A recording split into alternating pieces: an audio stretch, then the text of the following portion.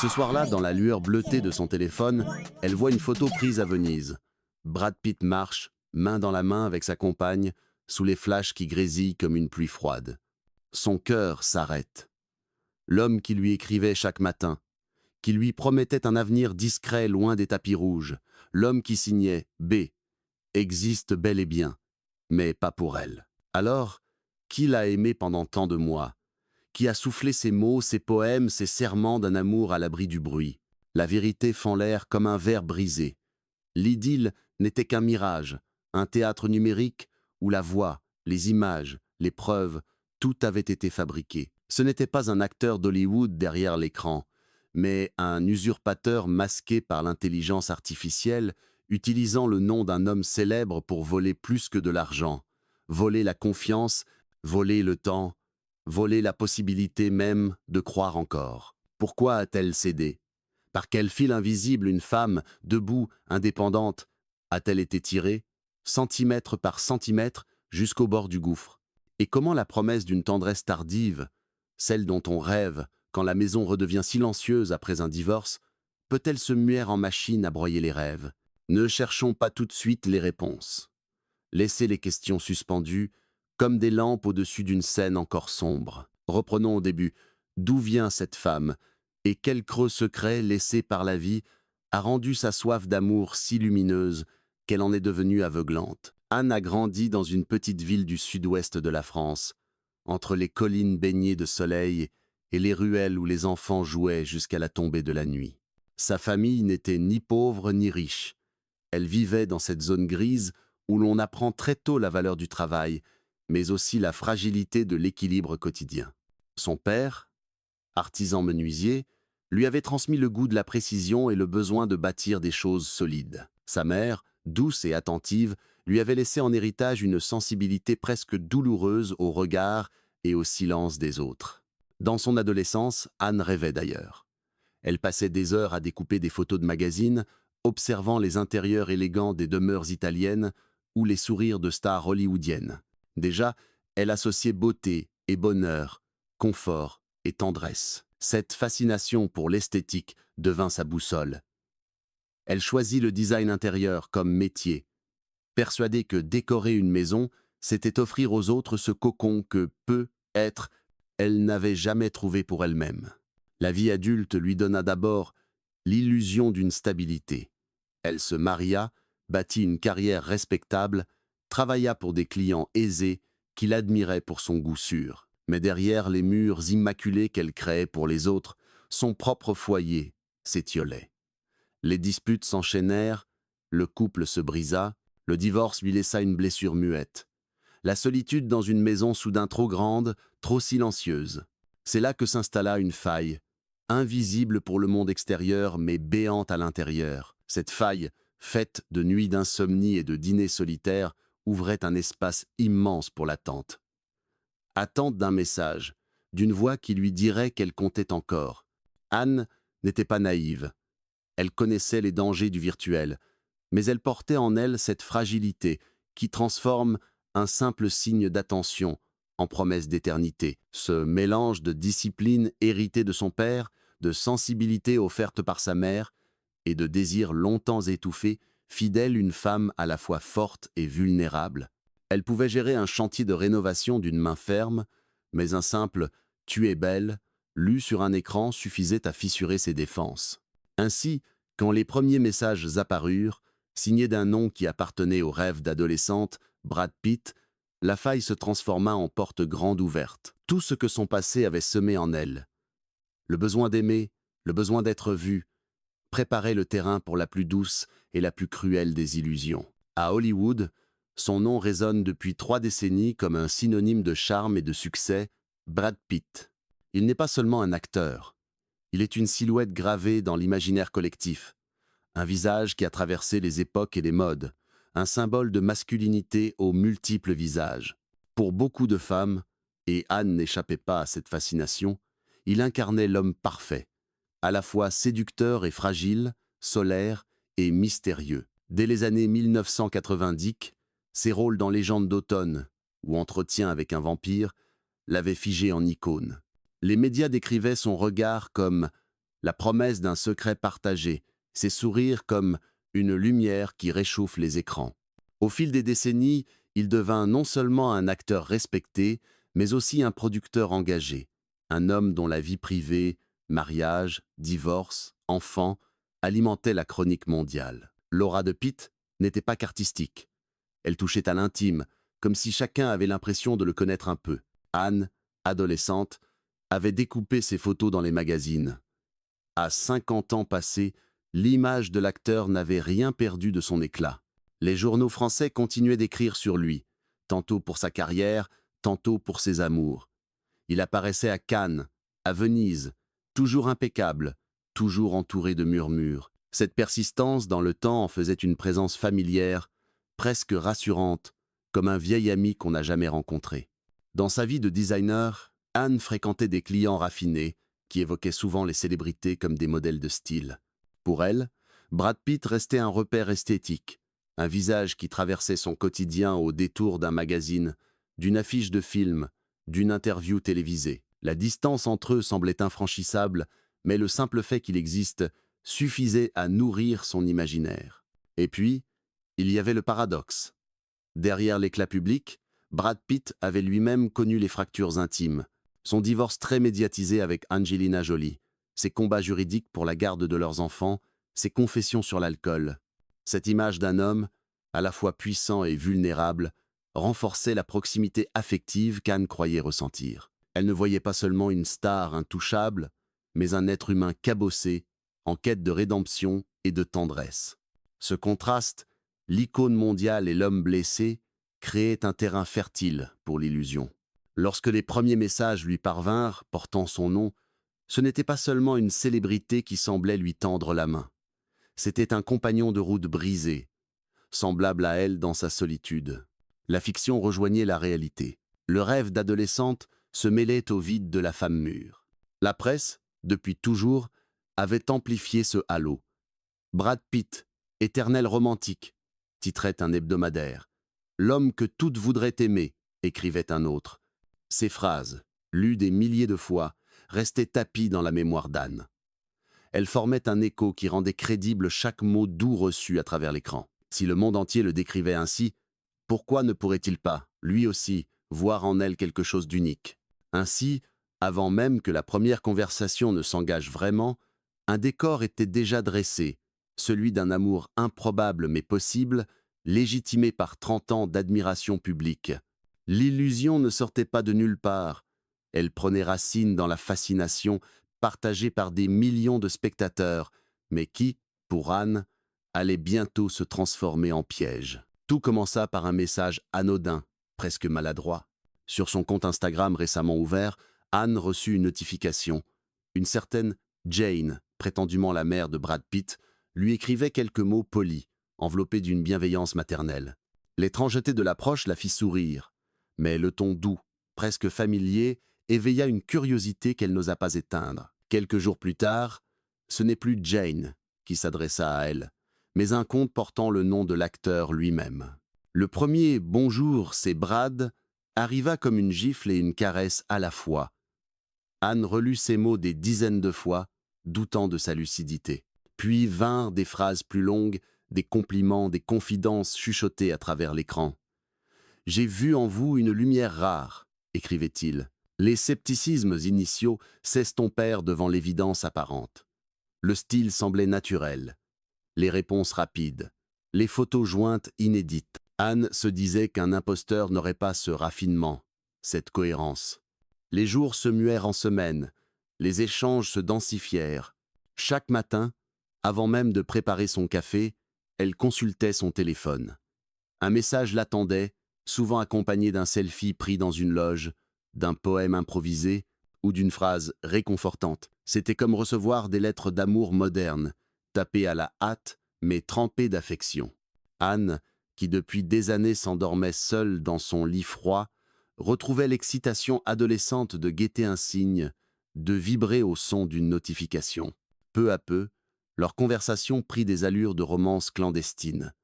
Lui racontait ses blessures, ses désillusions, son combat contre la solitude malgré la gloire. Elle se livrait à son tour, partageant les détails de son divorce, la sensation d'être invisible dans un monde qui valorise la jeunesse.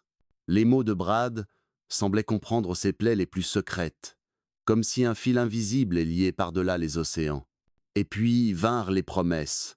Je voudrais te voir, loin des projecteurs. Je rêve de marcher à tes côtés, incognito, dans une rue de Paris.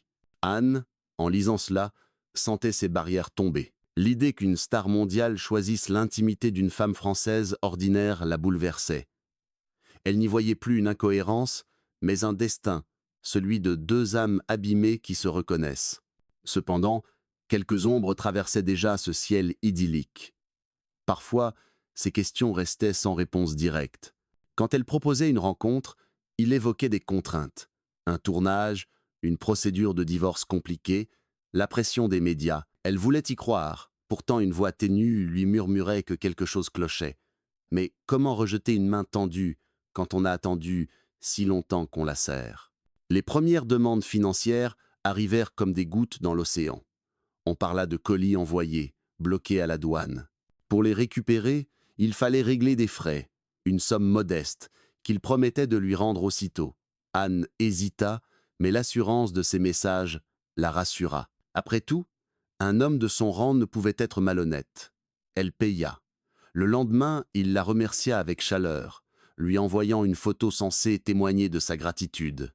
Chaque nouveau transfert d'argent fut justifié par une histoire cohérente, servie avec le même mélange de détresse et de tendresse. Anne savait qu'il existait des arnaques sentimentales. Elle en avait lu dans les journaux. Mais ce lien, ces mots, ces regards dans les photos, c'était différent. C'était lui, Brad. Ou du moins, c'était ce qu'elle voulait croire de toutes ses forces. Ainsi, ce qui aurait dû éveiller ses soupçons renforçait au contraire son attachement. Plus elle donnait, plus elle se sentait investie dans cette relation, comme si, en payant, elle scellait un pacte invisible qui rendait leur amour tangible. Nous traversons une épreuve, se disait-elle, mais au bout du tunnel, il y aura nous deux. Anne vivait désormais entre deux mondes, le réel, fait de chantiers, de clients, de soirées silencieuses, et l'autre, virtuel, peuplé de messages passionnés et de promesses d'avenir. Le second prenait le pas sur le premier, l'illuminant de l'intérieur. Pour elle, ce n'était plus une correspondance, c'était une histoire d'amour, son histoire d'amour. Les demandes d'argent, d'abord ponctuelles et presque anodines, prirent une tournure plus dramatique. Après les colis bloqués à la douane, vinrent les récits de maladie. Brad, écrivait-il, souffrait d'un cancer du rein. Les traitements étaient coûteux, ses comptes gelés par une procédure de divorce interminable avec Angelina Jolie. Chaque message était une plainte intime, un appel à l'aide. « Je ne veux pas mourir avant de t'avoir prise dans mes bras », lui confiait-il. Anne, bouleversée, ne pouvait pas rester indifférente. Son cœur battait à la lecture de ces mots. Elle avait déjà envoyé de l'argent, mais cette fois, il s'agissait de sauver la vie de l'homme qu'elle croyait aimer. Elle transféra encore. Et encore, petit à petit, ses économies s'évaporèrent, englouties par un gouffre sans fond. Chaque transaction lui arrachait une part d'angoisse, mais aussi lui donnait une étrange fierté, celle d'être indispensable. Elle se répétait que d'autres femmes n'auraient pas osé, que sa générosité prouvait la profondeur de son amour. La logique, elle, s'effaçait. Elle ne voyait plus que les preuves apparentes, des photos envoyées en temps réel, des phrases personnalisées, une attention constante. Le piège se referma comme une mâchoire d'acier. Les montants atteignirent des sommets. Au total, plus de 830 000 € sortirent de ses comptes, fruit d'une vie de travail et d'un divorce douloureux. Elle ne le savait pas encore, mais son patrimoine, sa sécurité et jusqu'à sa dignité d'adulte indépendante venaient de s'effondrer. Puis, un soir de septembre 2024, tout bascula. Anne regardait distraitement la télévision quand une image apparut. Brad Pitt, réel, marchant sur le tapis rouge du Festival de Venise. À son bras, la jeune Inès de Ramon, souriante, éclatante. Le couple posait devant les photographes, insouciant et lumineux. Le monde entier semblait vibrer de leur bonheur. Et Anne, pétrifiée, sentit la terre se dérober sous ses pieds. Ce visage, ces yeux, ce sourire, c'était lui. Mais cet homme-là n'avait jamais écrit une ligne, jamais envoyé une photo à son intention. L'acteur existait bel et bien, mais son amour n'existait pas. L'édifice de 18 mois s'écroula d'un seul coup, laissant un silence glacial dans sa maison. La révélation fut brutale. Les messages reçus prirent soudain une autre couleur. Mensonge, manipulation, illusion. Chaque mot doux devenait une lame plantée dans sa mémoire. Chaque photo, une preuve de l'escroquerie. Anne eut l'impression d'avoir vécu une pièce de théâtre dont elle n'était pas spectatrice mais victime, où les décors, selfies, poèmes, promesses, avaient été dressés pour masquer un seul but, la dépouiller. Le choc psychologique fut immense. Elle ne dormit plus. Elle relisait les conversations, espérant trouver un détail qui prouverait qu'elle s'était trompée, que l'homme rencontré à Venise n'était pas le vrai, que son Brad à elle existait toujours quelque part. Mais plus elle cherchait, plus la vérité s'imposait. Elle avait été dupée, humiliée, dévorée vivante par un mirage numérique. L'effondrement fut total. Elle sombra dans une dépression sévère. Plusieurs fois, l'idée du suicide la frôla. Elle fut hospitalisée et soignée, mais aucune perfusion ne pouvait combler le vide de la trahison. Ce n'était pas seulement son argent qui avait disparu, c'était sa capacité à faire confiance, son image d'elle-même, sa certitude d'avoir un jour encore droit à l'amour. Pourtant, malgré la honte, elle décida de porter plainte. Une démarche difficile, raconter son histoire à la police, revivre chaque étape, avouer sa crédulité. Elle savait que l'opinion publique serait cruelle, mais elle espérait au moins un peu de justice. Cette justice, cependant, tarda à venir. La presse s'empara du récit.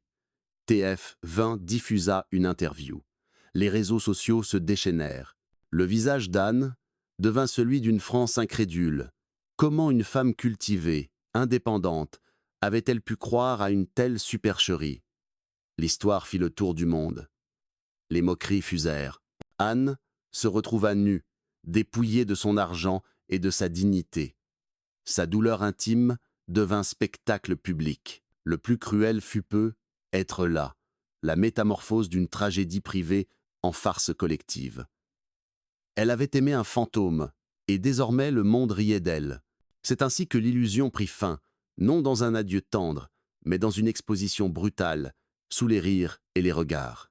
Et Anne, seule dans sa maison silencieuse, comprit que le plus grand danger n'avait pas été l'imposteur, mais la société prête à juger, sans jamais compatir. Lorsque l'affaire éclata au grand jour, ce ne fut pas la compassion qui enveloppa Anne, mais une tempête de sarcasme. Les journalistes cherchèrent à comprendre comment une femme instruite, indépendante financièrement, avait pu se laisser prendre à une telle supercherie. Mais au lieu d'investiguer avec délicatesse, beaucoup relayèrent l'histoire comme un fait divers croustillant, presque comique. TF1 diffusa un reportage dans son émission phare. Le témoignage d'Anne, filmé en gros plan, montrait son visage fatigué, ses mains tremblantes. Elle parlait de son espoir, de sa solitude, de la spirale qu'il avait avalée. Mais une fois l'émission diffusée, les réseaux sociaux s'enflammèrent. Les extraits circulèrent accompagnés de commentaires moqueurs, de montages ridiculisant ses paroles. L'intimité d'une femme blessée devint matière à divertissement collectif. Très vite, la vague de mépris franchit les frontières du journalisme. Le club de football de Toulouse publia un tweet ironique, insinuant qu'il suffisait d'envoyer un message au nom de Brad Pitt pour obtenir un transfert de millions. Le tollé fut immédiat, mais les dégâts irréparables. Anne se vit transformée en mème, en caricature de naïveté. Netflix France, surfant sur la tendance, publia même une publicité vantant les films authentiques de Brad Pitt disponibles sur sa plateforme. Chaque moquerie, chaque clin d'œil publicitaire ajoutait une couche d'humiliation à son fardeau déjà insoutenable. Dans sa ville, Anne ne put sortir sans sentir les regards appuyés. Des voisins, autrefois cordiaux, la fixaient avec une curiosité teintée de jugement. Certains murmuraient, d'autres ricanaient ouvertement. Elle, qui avait bâti sa réputation de designer méticuleuse, se retrouva réduite à une victime stupide aux yeux du monde. Pourtant, derrière la façade cruelle de l'opinion publique, quelques voix s'élevèrent. Des associations de défense des victimes, de cybercriminalité dénoncèrent l'acharnement dont Anne faisait l'objet. Elles rappelèrent que ces escroqueries sentimentales sont redoutablement sophistiquées et que l'intelligence artificielle avait rendu la frontière entre vrai et faux plus poreuse que jamais. Mais ces paroles de soutien restèrent minoritaires, noyées dans le vacarme des moqueries. Psychologiquement, Anne s'effondra. Elle fut hospitalisée plusieurs fois après des tentatives de suicide. Les médecins parlèrent de dépression sévère, aggravée par le harcèlement en ligne. Ses économies s'étaient envolées, mais le pire était ailleurs. Sa confiance en l'humanité s'était effritée. Chaque message, chaque notification sur son téléphone lui rappelait le piège qui s'était refermé sur elle. Sur le plan juridique, elle déposa plainte. Les enquêteurs se heurtèrent à la complexité des réseaux criminels opérant depuis l'étranger, utilisant des serveurs multiples, brouillant les pistes. Les chances de récupérer ne serait-ce qu'une partie de son argent semblaient minces.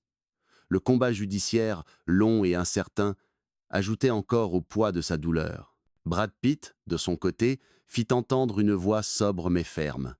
Par l'intermédiaire de son agent, il exprima sa tristesse que son nom ait servi à une telle manipulation. C'est une leçon douloureuse sur la vulnérabilité des liens entre les fans et les célébrités, déclara son entourage. Mais pour Anne, ces mots étaient une piqûre supplémentaire. L'acteur lui apparaissait désormais comme une étoile inaccessible, témoin involontaire de son humiliation. Ainsi, le scandale dépassa le simple cadre d'une arnaque. Il révéla les failles de toute une société prompte à se moquer plutôt qu'à comprendre. Le visage d'Anne devint le miroir d'une ère où la solitude est exploitée, où la technologie fabrique des illusions parfaites et où la cruauté collective s'ajoute à la souffrance intime. Elle avait perdu son argent, sa réputation, sa tranquillité. Mais plus encore, elle avait perdu la certitude que l'on puisse encore aimer et croire sans danger. Et ce doute, plus que tout, était la cicatrice la plus profonde. Dans le silence qui suivit la tempête médiatique, il ne resta qu'une question suspendue. Que retenir d'une telle histoire? Anne, malgré sa douleur, incarne plus qu'une victime isolée. Elle est le visage d'une vulnérabilité universelle, celle qui nous traverse tous lorsqu'un cœur en quête d'amour rencontre une promesse trop belle pour être vraie. Son histoire nous dit d'abord la puissance de l'illusion. L'intelligence artificielle, utilisée par les escrocs, a fabriqué un miroir parfait. Des mots doux, des photos convaincantes, une voix qui semblait sincère. Ce n'est pas seulement Anne qui fut trompée, c'est l'idée même de confiance, ce ciment fragile des relations humaines, qui fut fissurée. Elle nous dit aussi la cruauté de notre époque. Au lieu de tendre la main, une partie de la société a préféré rire, pointer du doigt, transformer une tragédie intime en spectacle collectif. Ce rire, plus encore que la fraude, a fait vaciller Anne au bord du gouffre. Car la moquerie tue autant que la trahison. Mais il y a, dans ce naufrage, une leçon qui dépasse son destin personnel.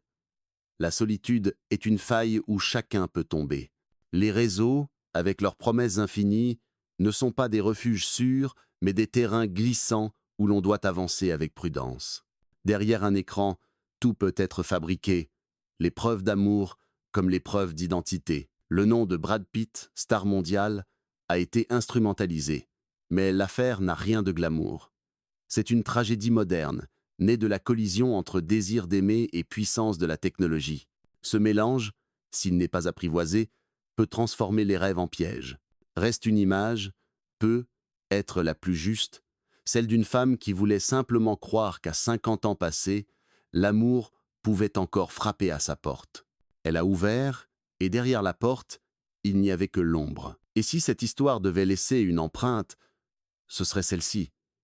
Aimer, oui, mais aimer avec lucidité. Garder la tendresse, mais ne jamais éteindre la vigilance. Parce qu'aujourd'hui, plus que jamais, le plus grand danger n'est pas de ne pas être aimé, mais de croire trop vite à un amour qui n'existe pas.